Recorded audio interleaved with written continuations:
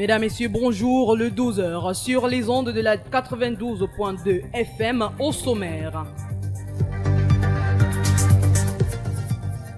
Journée internationale des droits des consommateurs, le client est-il toujours roi au Cameroun?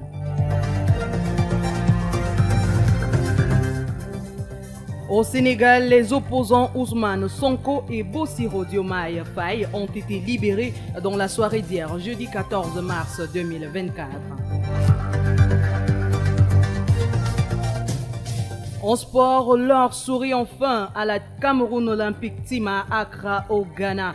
Et c'est en haltérophilie que la magie s'est opérée. Les détails dans ce journal.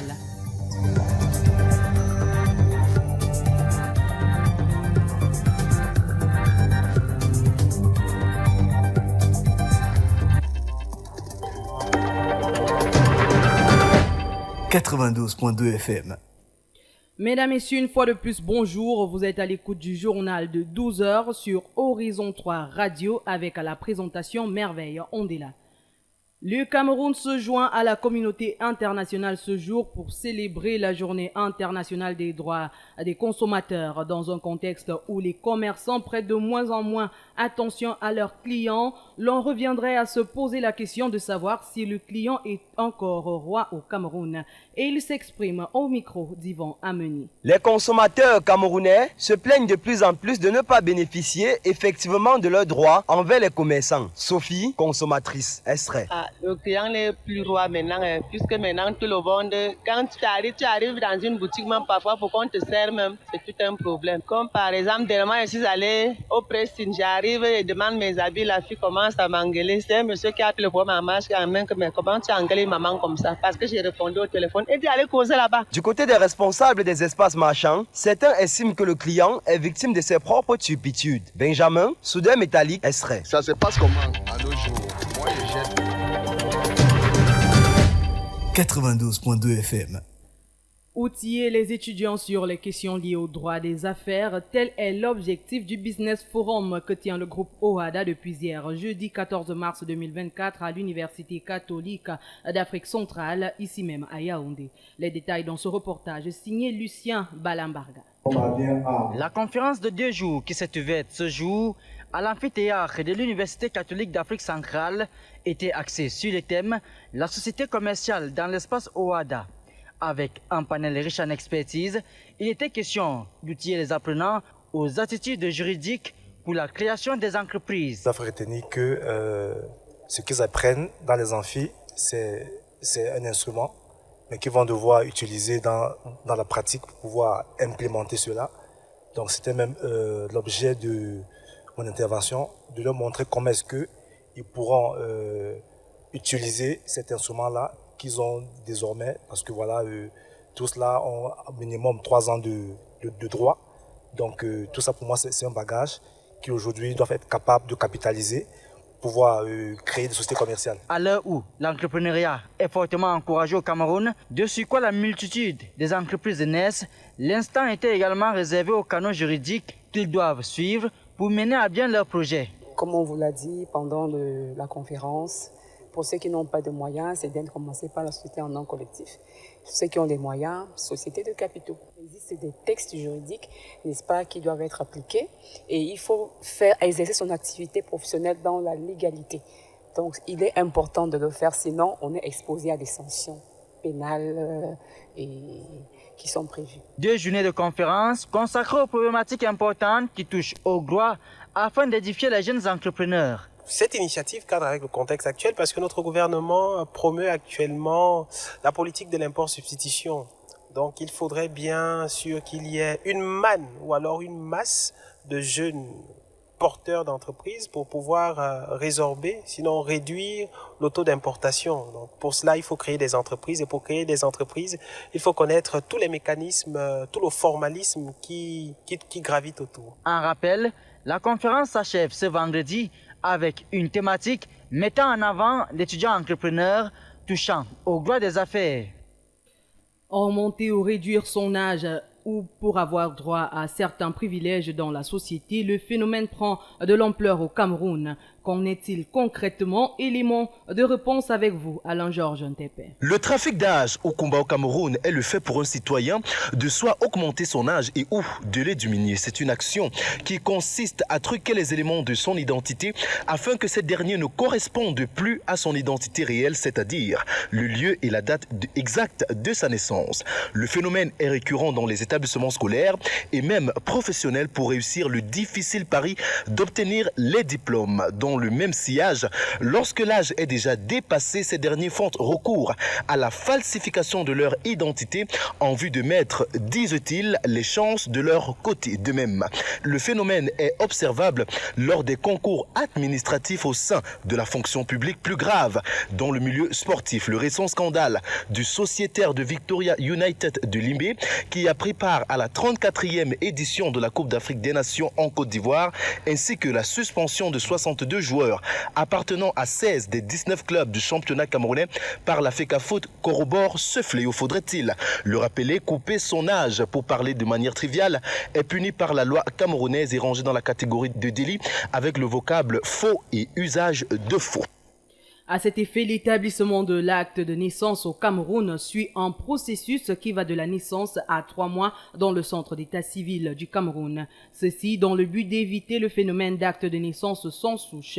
David Zo pour les détails. L'acte de naissance, tout comme tous les autres actes d'état civil au Cameroun, est gratuit. Il s'établit 90 jours au plus tard après la naissance du bébé, suivant un processus bien défini. Monique Ngwa, secrétaire d'état civil, assermentée. L'établissement des actes de naissance est gratuit. Vous arrivez donc à la mairie, vous déposez votre déclaration de naissance qui vient soit de l'hôpital, soit d'une formation sanitaire, soit du parent ou toute autre personne. Vous déclarez donc la naissance de l'enfant. Et puis, si les parents sont mariés, ils doivent vous produire leur acte de mariage, une photocopie de leur acte de mariage. Et les photocopies de leur carte nationale d'identité du père et de la mère. Bon, ça, c'est le cas où les parents sont mariés. Bon, il y a des naissances qui sont déclarées par la mère. Elle va produire juste la photocopie de sa carte nationale d'identité. Pour les enfants ayant dépassé 3 mois, l'État a prévu un processus spécial qui va de la réquisition au jugement supplétif. Et dans les 6 mois, on peut saisir le tribunal et le tribunal va nous délivrer une réquisition qui pourra permettre de venir établir l'acte de naissance à la mairie. Dans les 6 mois, c'est une réquisition. Mais après les 6 mois, c'est un jugement supplétif qui se fait au tribunal. Le flou observé sur les actes de naissance au Cameroun n'est pas très souvent l'œuvre des municipalités qui, elles, ne délivrent exclusivement que des actes d'état civil légaux. La mairie est supposée délivrer des actes authentiques. Acte authentique a une acte authentique dans un registre, c'est pas normal. Acte authentique a une souche authentique dans un registre normal. Avec la numérisation des actes d'état civil au Cameroun, il sera désormais difficile, voire même impossible, pour les faussaires de ces pièces de prospérer.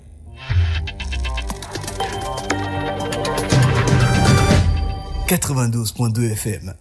Hier, jeudi 14 mars, marquait la célébration de la Journée internationale des mathématiques, une matière peu valorisée au Cameroun.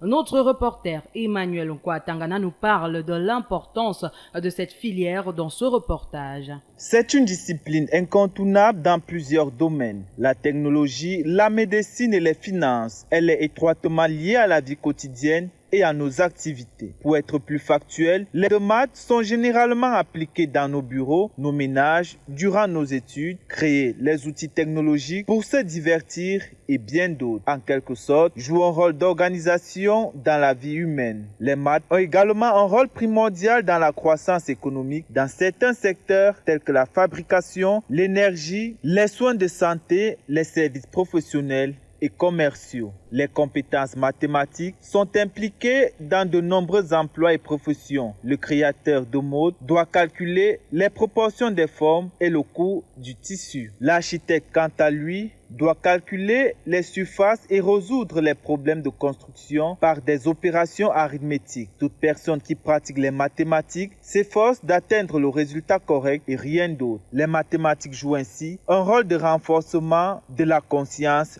humaine. À l'occasion toujours de la célébration de la Journée internationale des mathématiques hier jeudi, la rédaction d'Horizon 3 fait escale dans un établissement de la place où des olympiades de mathématiques ont été organisées. Les détails, c'est avec vous, Jordan Djousefomokon.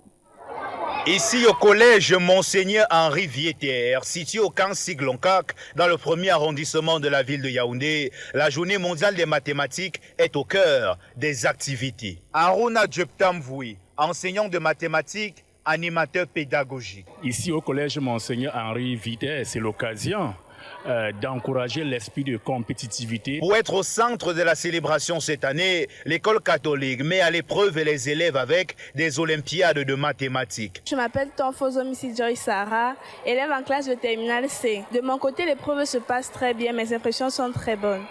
Déjà parce que en tant qu'élève de terminale C, nous considérons la journée internationale des mathématiques comme une journée qui nous est dédiée. Et en plus, les olympiades auxquelles nous participons à ce moment nous permettent de découvrir les mathématiques sous un autre angle. Après ces épreuves, les meilleurs élèves seront primés, ceci en droit de ligne, avec le thème de la célébration cette année qui est mathématiques. L'important, c'est de participer. Aruna Djeptamvoui, enseignant de mathématiques, animateur pédagogique. L'objectif primordial est d'amener nos enfants à avoir l'esprit de compétitivité et à permettre aussi à ces enfants de faire la révision générale parce que nous vous rappelons, les épreuves aux Olympiades de mathématiques sont constituées de 25 UCM qui couvrent tout le programme annuel. Donc au terme de ces Olympiades, chaque élève aurait eu l'occasion de réviser tout le programme annuel. Le collège Monseigneur Henri Vieter, l'un des meilleurs établissements au Cameroun, fait la différence et la méthode est particulière. Révérend Père Alain Christian Busser Mimfeugue, principal du collège Monseigneur Henri Vieter. La particularité de notre établissement, c'est cet accompagnement de proximité que nous déployons pour nos apprenants. Aujourd'hui, nous savons que nous sommes dans une société qui propose beaucoup de divertissement aux enfants. Et parfois, les apprenants sont tentés à s'évader vers cette diversité-là. Et le collège a pour spécificité justement de recadrer ces enfants, de les accompagner vers la réussite. C'est pourquoi nous avons beaucoup d'activités qui visent à détecter dans notre établissement les enfants qui ont des difficultés à les accompagner. Il n'est pas question pour nous de stigmatiser une catégorie d'enfants, non, mais de montrer à chaque enfant que tu peux. Tu as des capacités, tu as des potentialités. Au-delà des mathématiques, matière importante pour le développement du pays, le collège Monseigneur Henri Vieter de Yaoundé met également l'accent sur toutes les autres disciplines, ce qui lui a fait être dans le top 10 des meilleurs établissements scolaires au Cameroun, selon le classement 2023 de l'OBC, l'Office du baccalauréat du Cameroun. Autre discipline importante, la littérature. Le deuxième salon international de l'industrie du livre s'est ouvert hier matin au Musée national ici même à Yaoundé. L'événement vise à trouver des perspectives pour sortir l'industrie littéraire africaine et camerounaise dans la précarité qui l'anime. Les précisions, c'est avec vous, Stella Eda. L'industrie du livre est encore en crise en Afrique et au Cameroun en particulier. Malgré le fait que la littérature africaine est le vent en poupe en ce moment, les auteurs peinent encore à vivre de leur art. Je ne vis pas de mon art. Pour une simple raison, c'est que depuis, je suis déjà à 6 ouvrages publiés, je n'ai jamais reçu un copec de l'éditeur. Les causes de cette précarité persistante sont multiples. Entre pauvreté, manque de culture de lecture ou la piraterie, les acteurs de l'industrie du livre font face à plusieurs difficultés au Cameroun. Je pense qu'il n'y a pas la culture de la lecture dans notre pays. Pour pallier à cette situation, les protagonistes de la littérature locale envisagent plusieurs perspectives, notamment l'appel à la responsabilité de l'État. C'est toute une industrie qui est à construire. Et mon point de vue sur la question, c'est que l'État doit prendre les devants. Dans une république, c'est l'État qui a à charge certaines choses. Il y a des domaines qui sont souverains à l'État. Comme l'indique le thème de cette deuxième édition, le Salon international du livre entendant promouvoir le développement de l'industrie du livre au Cameroun. Pour ce faire, des activités vont être menées pendant 3 jours, au terme desquelles le livre deviendra certainement un héritage durable. Les employés de la cotonnière industrielle du Cameroun, SICAM, en grève depuis hier matin. Rassemblés au niveau de la direction générale, ils réclament plus d'1 an de salaire impayé. Suivant leur réaction au micro de Joël Godimana. Nos salaires, que l'État paye tous nos salaires, que lui ne mette plus pied à SICAM. Parce que trop, c'est trop. 12 à 13 mois de salaire impayé, c'est ce que réclament les employés de la SICAM. L'entreprise se fait un grand chiffre chaque année avec la vente du pain du 8 mars, de la fête du travail, de la journée de la femme rurale, de celle des mères, mais jusque-là, laisse encore son personnel qui se bat jour et nuit pour un bon rendu sans salaire. Le problème qui amène tout le personnel SICAM à rester ici dehors, c'est la mauvaise gérance de notre DG. Et à qui on demande son départ immédiat. On ne veut plus le voir ici. Le directeur général nous dit le mensonge aujourd'hui, il dit même mensonge, demain il ne connaît plus là où il va. Il nous dit maintenant que c'est les Indiens qui gouvernent à la SICAM et que c'est les Indiens qui ont imprimé le pain SICAM. C'est les Indiens qui gèrent le compte SICAM maintenant. Nous n'avons pas de salaire depuis 13 mois parce qu'il nous trompe à gauche et à droite, il attend la subvention de l'État. L'État doit donner 48 milliards. Entre-temps, les uns et les autres disent qu'il boit sa Guinée, il nous dit qu'il a la mission. Il est dans ses courses, il a fait ses choses. Au jour d'aujourd'hui, donc, la goutte d'eau qui a débordé le vase, c'est que tout le personnel est donc sorti pour demander son départ immédiat, avec le paiement intégral de nos droits, qui paie tous nos salaires. Réunis devant la direction de l'entreprise dans le 5e arrondissement de Douala, les employés réclament leur dû. Bien que le pain de la Journée mondiale de la femme a été vendu cette année avec un prix exorbitant, la dette n'a pas été épongée. Ça fait déjà 13 mois que nous vivons sans salaire. Et c'est vraiment une situation très difficile pour nous. Parce que nous sommes des mères de famille, il y a des pères de famille aussi, tout ça. Nous venons tous les matins sans salaire. Et ça fait déjà 13 mois. Il y a les bailleurs, les employés qui sont déjà dehors. Dont les bailleurs ne laissent pas les gens. Il y a des enfants qui n'ont pas fréquenté. Vous êtes sans ignorer que 13 mois sans salaire, ce n'est pas facile pour les gens. Et c'est ça que nous réclamons. Chose commune à plusieurs entreprises du pays, la direction générale de ces sociétés anonymes de droit camerounais, spécialisée dans la fabrication des pains, est restée silencieuse devant le cri de souffrance de plusieurs employés, chefs de famille, d'où la grève de ce jour. Pour l'heure actuelle, des solutions concrètes sont en attente. À cet effet, une réunion de crise s'est tenue hier à la direction de la SICAM en présence du sous-préfet de Douala 5e pour trouver des résolutions. Résolutions qui ont malheureusement été non concluantes. En religion, les fidèles musulmans observent depuis mardi dernier le jeûne du mois de Ramadan. À travers ce 4e pilier, ils espèrent améliorer leur relation avec Allah. Emmanuel Onkwa Tangana. Depuis quelques jours, les fidèles musulmans sont soumis au traditionnel jeûne du mois de Ramadan, un mois saint durant lequel les adultes et enfants de plus de 13 ans jeûnent toute la journée. Ici au quartier Arala 1, le 4e pilier de l'islam est respecté. À quelques minutes de la rupture, tout commence à être mis en place. Là, je suis en train de me préparer pour la prière. On lave les mains 3 fois. Après, laver les pieds jusqu'au cheville 3 fois aussi. Après quelques instants de méditation, aux environs de 18h20, place enfin à la rupture du jeûne. Baignés et bouillis, chacun peut s'en procurer tour à tour et surtout à satiété. Après avoir cassé le jeûne, toutes les attentions sont désormais rivées vers Allah par la prière.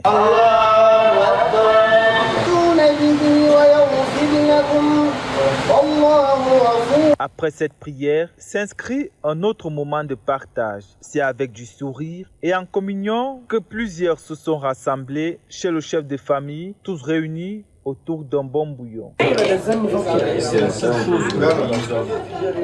Après la prière des Maghrib, donc la prière de 18h30, nous mangeons également, comme vous venez de le voir tout de suite, on a mangé, c'est sous forme de dîner en fait, ça remplace le dîner. Et pour prendre la force et prier à 19h. Pour le chef de file, c'est un acte cardinal pour l'islam. Oui, le Coran dit à propos, celui qui jeûne et que tu lui fais casser son jeûne, ça veut dire que tu auras beaucoup de récompenses envers ton Seigneur.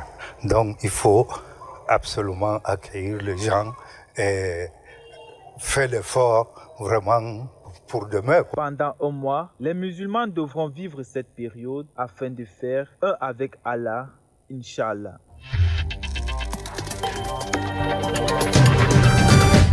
« 92.2 FM. Hors de nos frontières au Sénégal, les opposants Ousmane Sonko et Bassirou Diomaye Faye sont sortis de prison hier, jeudi.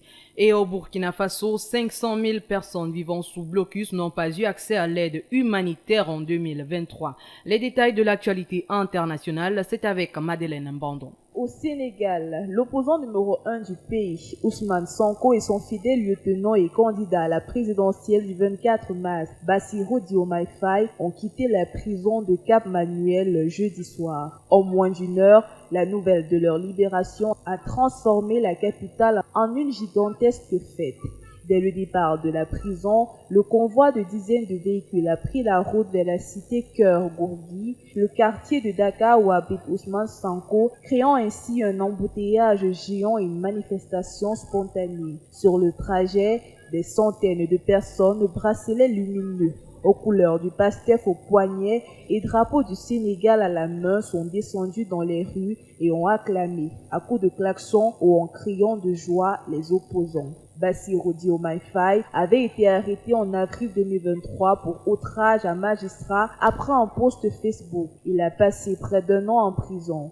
Ousmane Sonko, lui, avait été arrêté fin juillet après des accusations d'appel à l'insurrection, entre autres. Ils ont été libérés ce jeudi soir suite à l'adoption par les députés sénégalais de la loi d'amnistie controversée sur les crimes commis pendant les manifestations qui ont eu lieu entre février 2021 et 2024. Au Congo-Brazzaville, reconnu coupable de dégradation d'objets d'utilité ou de décoration publique, 8 élèves du lycée technique du 5 février de Brazzaville ont été condamnés le 14 mars à diverses peines. Selon le verdict rendu par la 6e chambre correctionnelle du tribunal de Brazzaville, 4 jeunes ont été condamnés à 2 mois de prison ferme et 25 000 francs CFA d'amende. 4 autres ont écopé de 2 mois d'emprisonnement et un dernier doit purger 1 mois et demi de prison. En revanche, 9 des prévenus ont été relâchés. Rappelons que le 5 février dernier, ces 17 élèves avaient remplacé au sein de leur établissement le drapeau national par une étoffe bleu nuit, couleur de leur ancien uniforme. Au Burkina Faso, près de 500 000 personnes vivant dans des zones sous blocus n'ont pu bénéficier ni de l'aide, ni de l'assistance humaine des ONG internationales présentes dans le pays en 2023. Selon le Conseil norvégien pour les réfugiés, le manque de financement et les difficultés d'accès liées à l'insécurité ont empêché une soixantaine d'organisations d'opérer. Ce manque de financement réduit considérablement l'assistance apportée aux populations et pour les habitants de la quarantaine de localités sous blocus, c'est la double peine. Du fait de la présence de groupes terroristes, ils n'ont déjà plus d'accès à leurs terres agricoles et donc à leurs moyens de subsistance habituels. Et nous l'annoncions en titre en sport, Jeux africains Accra 2024 au Ghana, enfin de l'or pour la Cameroun Olympic Team. L'haltérophile Ngadja Nyabeye Junior Périclès a engrangé hier 3 médailles de plus, notamment 2 en or et 1 en argent, portant ainsi le compteur des médailles de la Team Cameroun à 24, soit 2 en or, 16 en argent et 6 en bronze. Et puis football, Guinness Super League, les joueuses et les supporters renouent avec les arènes ce week-end. Ce sera pour le compte de la 15e journée de la saison sportive 2023-2024. Alex Rodrigue Bokono nous présente les affiches de cette 15e journée. Le leader de ce championnat devra à tout prix s'imposer dans le top match de cette programmation 15e du genre. Les Bongoniers Bolowo affrontent l'équipe football filles qui est non seulement l'adversaire direct et dauphin au classement avec un écart et 2 unités au Marquois. Ce duel titanesque se disputera au stade militaire de Ngouaikele au même titre que la confrontation qui mettra aux prises Louvre Mimprof face à AS Fortuna, enlevé des rideaux à 13h sur les mêmes installations. La lanterne rouge et Dingfi reçoit le ventre mou Caïmanfi de Douala sur la pelouse du stade annexe B d'Olembe. Ce samedi 16 mars 2024, toujours à l'annexe d'Olembe, cette fois-ci au site A, les princesses de la ville rose se mesureront à AS Awa à 13h. Et juste derrière, Jasport de Moyomesala offrira son hospitalité à Authentic Ladies afin de remonter au Kente en cas de victoire. Pour le reste, Aïtabong de Nkambe aura une chaude explication face à Amazon FAP de Yaoundé au stade de l'université de Bambili. Le vainqueur de cette confrontation se hissera en 7e position au classement. Le rendez-vous est donc pris dans les différents stades pour ce samedi 16 mars 2024 pour vivre les émotions de la 4e saison de la Guinness Super League qui sera rendue à sa 15e borne. Football toujours, rendre un vibrant hommage à la légende vivante du football camerounais, Albert Roger Mila. C'est l'initiative de jeunes Camerounais au travers d'une semaine d'activités au musée national, au stade d'Olembe et à l'hôtel Djega Palace de Yaoundé. Alain-Georges Tempé a pris part à la réunion préparatoire de cet événement qui se tiendra du 22 au 27 avril 2024. La conférence de 2 jours qui s'est ouverte ce jour à l'amphithéâtre de l'Université catholique d'Afrique centrale était axée sur le thème « La société commerciale dans l'espace OADA ». Avec un panel riche en expertise, il était question d'outiller les apprenants aux attitudes juridiques pour la création des entreprises. Il faut retenir que ce qu'ils apprennent dans les amphis, c'est un instrument, mais qu'ils vont devoir utiliser dans la pratique pour pouvoir implémenter cela. Donc c'était même l'objet de mon intervention, de leur montrer comment est-ce qu'ils pourront utiliser cet instrument.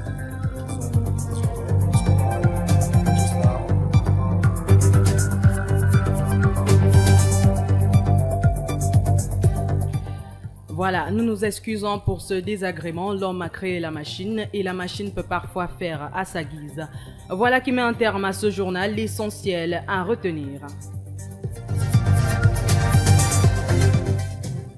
Journée internationale des droits des consommateurs. Les clients sont-ils toujours rois au Cameroun? Ils se sont exprimés dans ce journal au micro d'Yvan Ameni. Au Sénégal, les opposants Ousmane Sonko et Bassirou Diomaye Faye ont été libérés dans la soirée d'hier, jeudi 14 mars. Et puis en sport, l'or a enfin souri à la Cameroun Olympique Team à Accra au Ghana et c'est en haltérophilie que la magie s'est opérée. On participait à la mise en œuvre de ce journal Maternondois à la mise en onde, réalisation David Zo, coordination Reine Christelle Tigniem, supervision générale honorable François Biba et au micro de présentation Merveille Andela.